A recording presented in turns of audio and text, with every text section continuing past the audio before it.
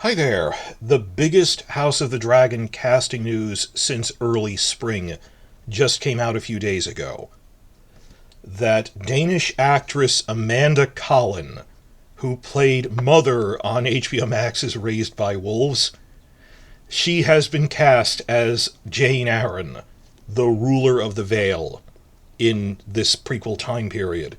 She is going to be a major recurring character throughout it. She is one of the rulers of the Seven Kingdoms. You may wonder why I didn't react to this immediately. I wanted to get confirmation for it that you might have seen some rumors of this.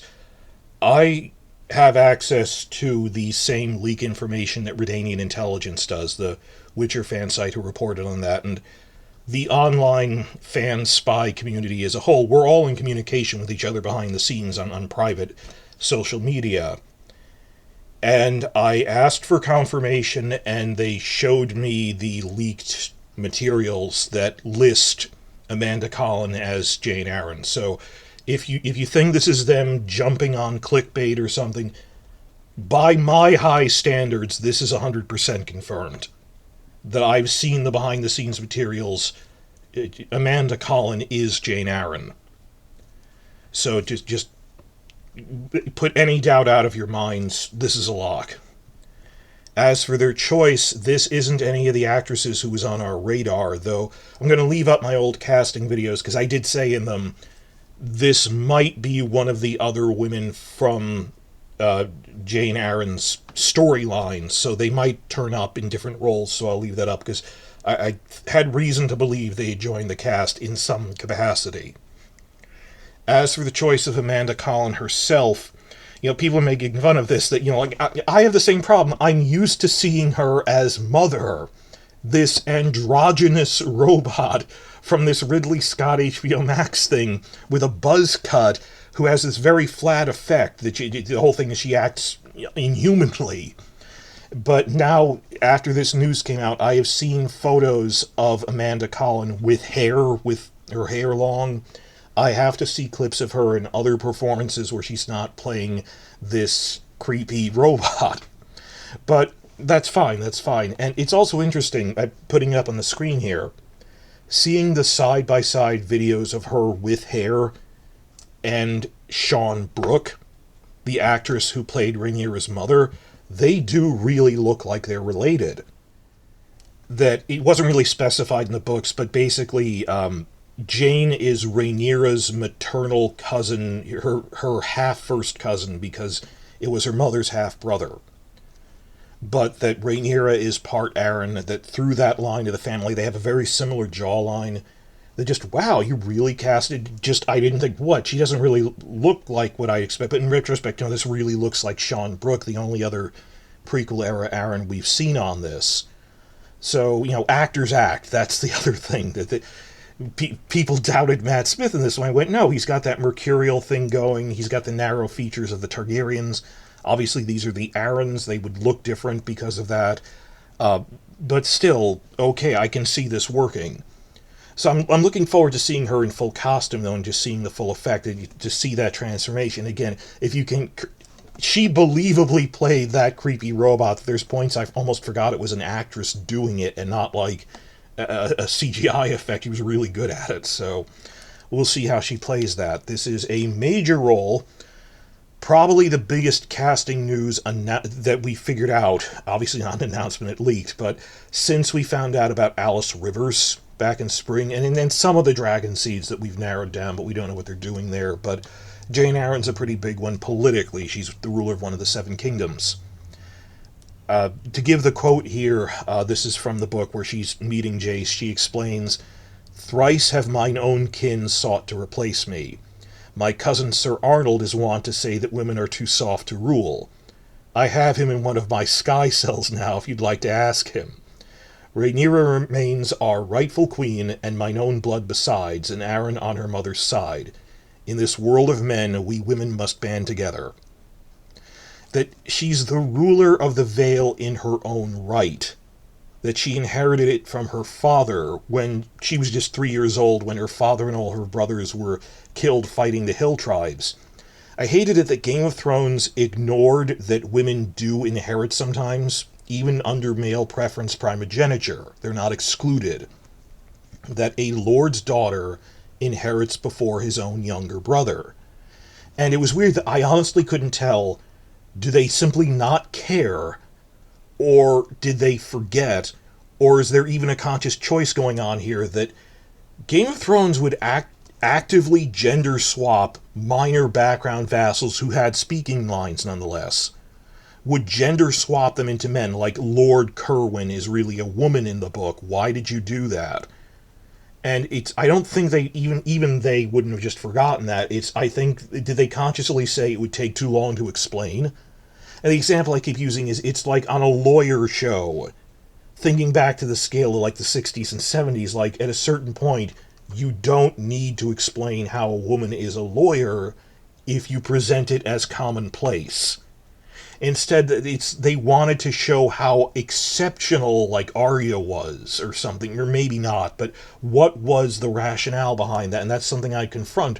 Why were they doing that? When you don't need to take time to explain it, that it's mind-boggling when I try to imagine what the TV-only viewership thinks of the world of Westeros. They think it's a world where women almost never hold political power. It's a world where there's hardly any black people, even in King's Landing, when, like, they cut out Shataya and the fact that the brothel owner, that she's a Summer Islander, the fact that there's actually it's a common sight to see Summer Islanders in the major port cities of Westeros, because they're merchant seafarers. Like, you don't think about this when you've read the book, but if they never present something as commonplace, people then turn around and get surprised that, wait, women hold political power? And it's one of their failings that they're trying to address. House of the Dragon Season 1 even had women in political power, like that scene where Otto is intimidating the vassals. They had the Lady of House Footley from the Reach speaking for her house. I mean, there weren't many opportunities for that, but it was there. So that's weird that, no, I'm not a regent. I inherited from my father because all of my brothers died. And I inherited a head of my first cousin who's a man.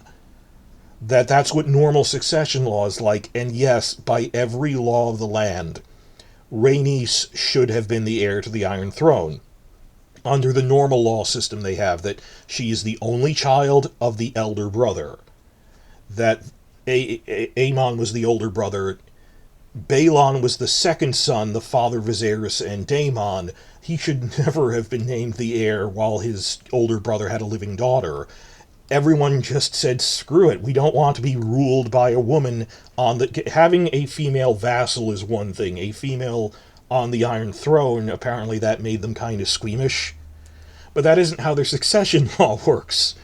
But it's the type of thing that put Jeyne on the throne of the Eyrie. Now, obviously, she was 3 years old when this happened, that the Royces ruled as... Remember, the Royces were in Season 1. They ruled as her regents until she came of age. That she's Rhaenyra's age. She's like 3 years older than Rhaenyra now.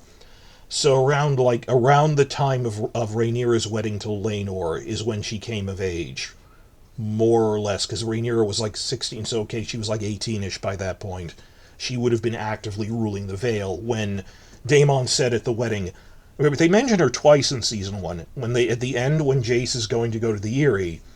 Also at the wedding in Episode 5, when Daemon says, I'll fly to the Eyrie and petition Lady Jeyne Arryn. Well, he lost that because, look, you have no children with her. It should go to the other ones. But they've mentioned her twice, bringing that up. So she's the Lady of the Vale in her own right. And her cousins have tried to rebel against her, and she has defeated them and imprisoned them. She never married, so her only heir, the captain of her guards, is Joffrey Arryn, her fourth cousin. Her first cousin is Arnold, and he has a son of his own, and that becomes a plot line later, but she's named as her heir. Okay, this is my fourth cousin from a distant branch of the family. His name is Arryn. Joffrey Arryn. He's the commander of the Bloody Gate. I don't know if he's in House of the Dragon Season 2, but if they do, he'll probably be condensed to being the captain of her guards. Same thing. And I really hope they put in like a line there when Jace arrives at the Eyrie and he goes, and here's my captain of my guards, my fourth cousin Joffrey Arryn goes, oh, I have a brother named Joffrey too. have Joffrey Arryn say, as a meta thing, "My lord, there's more than two men in the entire continent of Westeros named Joffrey." That just how much people reacted to Joffrey Lonmouth and then Joffrey Velaryon because Joffrey was the infamous... It's as common a name as Jeffrey or something. It's not an uncommon name, or Robert for that matter.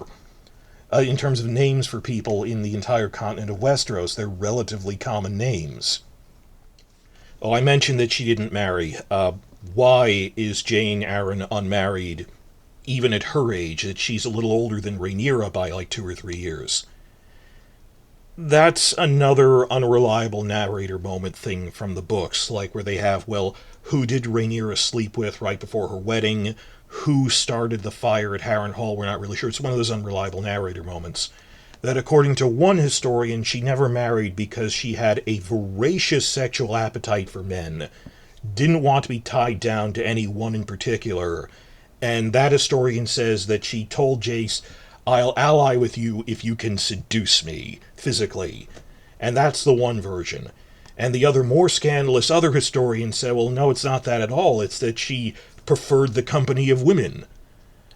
We don't know which one they're going with in this. I will say that Jane's close friend and advisor, Jessamine Redford, we haven't heard any casting news about yet. Might be in it, that it just hasn't leaked out yet. So we'll see how they're playing things with Jane and Jess Redford. I don't know. It's one of those unreliable narrator things from the books. What really encouraged me most about this leak, though, is... Well, I don't want to give too much away because we have to protect our sources, and that they put in specific details into different scripts. Some of them are fake, so if a script ever gets leaked out, they can punish who did it. So I'm trying to speak in the broadest terms, that this is just generalized what's going on. The spy community found out about this from multiple sources. There were multiple corroborating things that figured this out, but one thing that we did see was a casting sheet for certain other people that indicated that there's going to be a scene around mid-season of Jeyne Arryn receiving Rhaena in the Vale, which is great. I was worried that they were going to push that off screen, that I was worried that Jeyne Arryn was going to be a one-scene wonder, that she'd only appear in one episode wonder, when she receives Jace, which will assuredly happen in the first episode before he goes to Winterfell, and then we just never see her again. But no, she is going to be a recurring role throughout the season. I mean, maybe not a lot, maybe just a couple of crucial scenes, but they will be checking back in there with her and Rhaena. Which also ties in with, we wanted them to give Baela and Rhaena more to do. And tell me, for one of my subscribers, you've seen me saying before, if they're smart, they'll have scenes checking back with Rhaena and Jane at the Eyrie. And that is what they're doing. That, as part of the alliance that they strike, for her safety, they send Daemon's younger daughter, Rhaena, to the Eyrie to live as Jane's ward. And it's also for just as an exchange of, well, I wouldn't say hostages, but just, it's Rhaenyra's maternal cousin Jane. Well, okay, we're allies. Can you send Rhaena to be my ward? And her new betrothed, because Luke died, the third brother, Joffrey, with his young dragon, Tyraxes. So in the book version, they send Joffrey on Tyraxes with Rhaena flying on his back, come to the Eyrie, and they stay there for much of the war. That they're going to play it around a little differently in the TV version, but that there's like a separate scene long after Jace has left. This isn't all in episode 1, where they're just showing Rhaena arriving at the Eyrie, and you'll see basically Jane taking her under her wing and showing that, yes, women can rule and wield political power and stuff. That it's sort of like what Game of Thrones did, where they introduce characters and then branch them off as the new POVs for their own storyline. That Theon didn't do that much in Season 1, but then by Season 2 he's the POV for the Iron Island storyline. That Brienne of Tarth starts out Season 2 as a character in the Renly and Catelyn storyline before getting her own POV chapters in the books. She appears in Book 2 before she gets her own POV chapters in Book 4. That if Fire and Blood, the book this is based on, it's an outline, if this was fully narrativized the way A Song of Ice and Fire was, that season 2 is going to be like when Jace would be getting his own POV chapters when he goes to the Eyrie and particularly to Winterfell. Rhaena would have her own POV when she's going to the Eyrie, that sort of thing. So that they're branching it off, that they're giving Rhaena and probably Bela more to do in season 2. But that's how Ryan Condal's openly said season 2 will feature a lot more of the kids who were introduced very late in season 1, and them becoming their own people and having their own agendas. Everyone from Aegon and Aemon to Jace and Rhaena and everyone, you'll see them growing up, they have dragons of their own. So that was really exciting, that it's not just a one-off appearance either, that this is what I hoped for, that they're going to be checking in. I really just thought Jace would be there.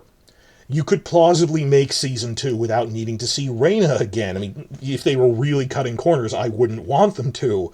But the nightmare scenario was just have Jeyne talking to Jace and her going, well, send Rhaena as my ward, and they go, okay, and then just have Rhaenyra and Daemon reacting to the, oh, well, she already left off screen in the intercut between the two scenes, and I feel kind of lonely now.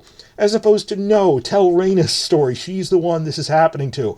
I'm thinking of everything they did with Myrcella, where they never really developed Myrcella as a character in season 2 of Game of Thrones, much less season 5. That shouldn't we be following that character and seeing what's going on? They can just, where people would just leave off screen, or even die off screen, in the case of Brynden and Tully when they were really not caring about that. But no, that you will see her arriving in the Eyrie, that felt really good. A few other things about just people going, wow, she was on Raised by Wolves. Amanda Collin was going to be Jeyne Arryn. She was on Raised by Wolves, that other big HBO Max show. It's not just that it was another HBO Max show, it's they have the same casting director. Kate Rhodes-James. Rhodes, she's been using a couple of other actors from that, well, the other actor from Raised by Wolves they have on this, that she previously worked with, found for that show, is Abu Bakr Salim, who has been cast as Alan Velaryon, the younger brother. So, it's nice to see people from that. Was a good show that ended before its time, but they have the same casting director. It makes sense that she tried to pull someone in from that. Oh, if you're wondering, would Jeyne Arryn and Alan Velaryon have scenes together? Maybe one or two a couple of seasons from now, but not soon. I mean, the thing about Jeyne Arryn's up in the mountains. The Velaryons are along the coasts, that they would interact a little bit at the beginning of a Regency show, which I think would be a direct sequel to this, or like at the very end of this show, going into the direct sequel, when everyone gathers in King's Landing, you would see a little bit of them, that there are things where Alan of Hull, Alan Velaryon talks to the small council when Jeyne Arryn is on it. Like, they'd have maybe one or two scenes together, but don't hold your breath. But they're in the same cast, they're doing different storylines, so they're both in there. Which brings up just one quick other point. Yes, on the same casting materials, this isn't even a spoiler to me, so I'm just going to say it. Clinton Liberty is playing Adam Velaryon, Alan's older brother. They list him as Adam. But we knew that once we saw spy photos of Clinton Liberty is appearing on screen. And we saw him in costume. He must be playing him. That you see him, there's stuff with him in Sheepstealer. He's pretty much doing his book storyline, which is good news. That there were tying all this together, there were two fan theories or fan fears that were going around. The first was the I don't know how this originated, but it seemed frighteningly plausible as something Benioff and Weiss would do. The fear that Laenor would come back and pretend to be his own bastard son, Adam, or Alan, or vice versa, which makes no sense because people know what he looks like. Now, I don't know how they're handling Laenor in Season 2 at all. I haven't heard any specific leaks, but he's not pretending to be one of his own bastard sons. That there are now two actors, Clinton Liberty and Abu Bakr Salim, who are cast as Adam and Alan. Their names are on the stuff. That is a baseless fear. It's been disproven. I don't think that's really giving anything away to say, we already knew that from spy photos. And the other fear was that, the second thing, was that, are they going to merge Rhaena with one of the dragon seeds, the new dragon riders they find? Like Nettles, are they going to merge them? I'm 99% that they're not, because the scene of Jeyne receiving Rhaena in the Vale happens like mid-season, and we know from other spy photos that the sowing of the dragon seeds is episode 7. So Rhaena isn't on Dragonstone when they're claiming new dragons. She's in the Vale when that happens. So they're not merging her with other characters. All around good news that we've dispelled two major fears that we had. I'm going to split off another casting update video after this, but there were other leaks I was told not to share because it would out sources, or the other people reporting on this, like Redanian, said they want to space it out more, so I'll respect that. But good news, I was afraid that the Tullys would be left entirely off screen in Season 2 and simply mentioned in dialogue. They have cast Tullys who will appear in Season 2. We know the actors' names. It's not people you've heard of, and it's not people from Raised by Wolves, but there are Tully casting announcements that we're sitting on, and I'm waiting for Redanian to do before I talk about it. But that's a third fear we had that can also be set aside, that what if they leave the Tullys off screen? They'll be there, that they were setting up that Daemon would meet with them. So this is good news all around. Again, it's weird for me that I am so used to seeing Amanda Collin as the creepy robot, but it's really hard. It's ironically really hard to act like an emotionless robot. That the amount of self-control you need to do that. You can't just phone it in as acting like a person. You have to put thought into everything. So that's what's going on with Jeyne Arryn. When we hear about anything else related to the Vale storyline, like other vassals, the Red Forts, I'll tell you when we learn more. But this is probably the biggest casting news since the Dragon Seeds leak a month ago, and possibly since the Alice Rivers leak. I'm still baffled why they don't just plain announce who's been cast. Because they announced Alice Rivers and all the other people who were filming that month because they realized fans had figured it out and realized that we might as well leak it. So if you're listening to this and run a news site, please loudly proclaim we found out who Jeyne Arryn is. You might as well own up to it, in the hope that HBO will admit to it. We know they've cast Jeyne Arryn. Why not just announce it to keep some attention going on this show? And it's been a dry season for news otherwise. We need to keep this in the public consciousness. And just every time you see those clickbait headlines from the loopers and Screen Rants of the world going, maybe this new actress is Sarah Snow, we don't know. We definitely know this is Jeyne Arryn. I saw the same leak materials Redanian did. This is entirely confirmed. And I guess this is a big win for all of the Raised by Wolves fans. That there's some crossover fan. I watched. I wasn't making videos about it, but Red Team Review and Preston Jacobs were really into it, and they were really excited and saying on Twitter, "Man, I hope this leak." I have seen. Yes, guys, it is confirmed. Mother from Raised by Wolves will be Jeyne Arryn.